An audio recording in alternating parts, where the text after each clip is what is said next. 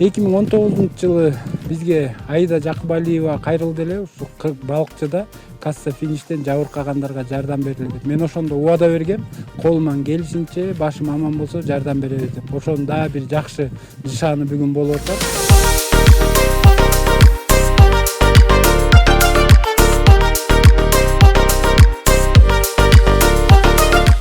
Мен Сарматов Мукаммедин деген Ак Өлөң айылынын тургуну болом. Жүрөктөн жүрөккө деген кассага 85 000 акча салып албай алгам. Ошого жардам катары Ак Жолтой иним мага 30 көчөт алып келип берип атат. Мына азыр тигүүнүн астында турабыз.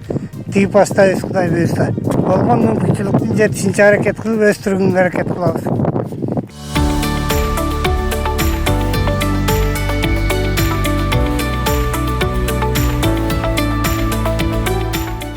Урматтуу мекендештер, могу жүндү эмнеге биз лункага салабыз? Мунун бир эле максаты бар, нымдуулукту кармаш үчүн.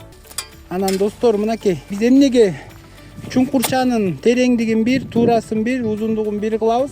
Анткени деген тамыр, мунун бир эле максаты бар. Тамыр менен бою тең өсүш үчүн тереңдигин ошондой 1 метр кылабыз.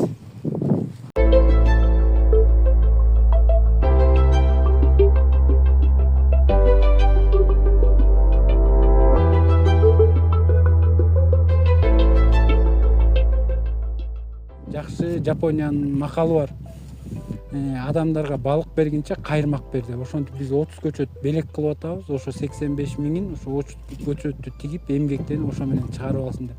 Жана жакында дагы ошо касса фиништен жабыркагандарга дагы жардамдарды бере беребиз. Силерди урматтап, Ак Жолтой Туркунов.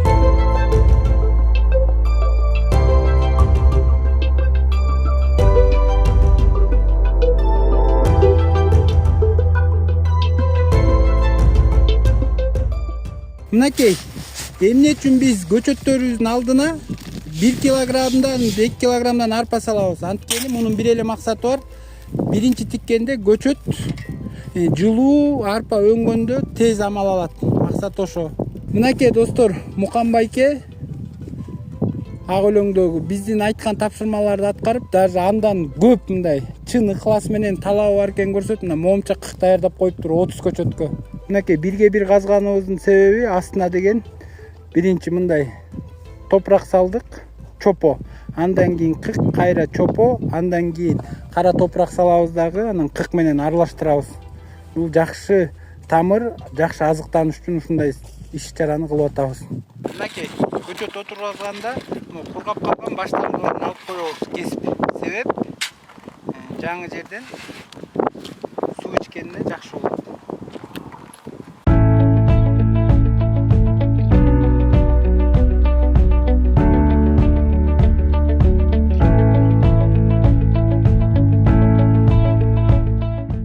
Анан негизги дагы биздин көчөт отургузган философиябыз жалпы мамлекетке, акимдерге, губернаторлорго, айыл өкмөттөрүнө кайрылат элем да.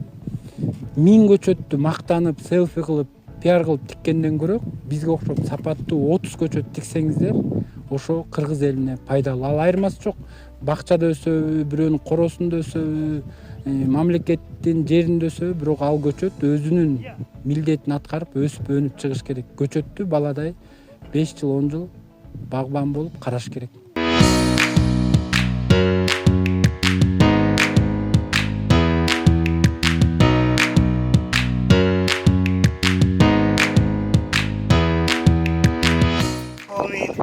Эң биринчи Алла Таалам эл журтка тынччылык, токчулук берсин, эл журтка жардамын тийгизген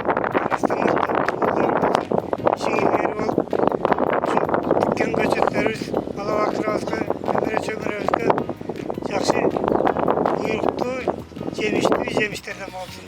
Амин. Сиздер элге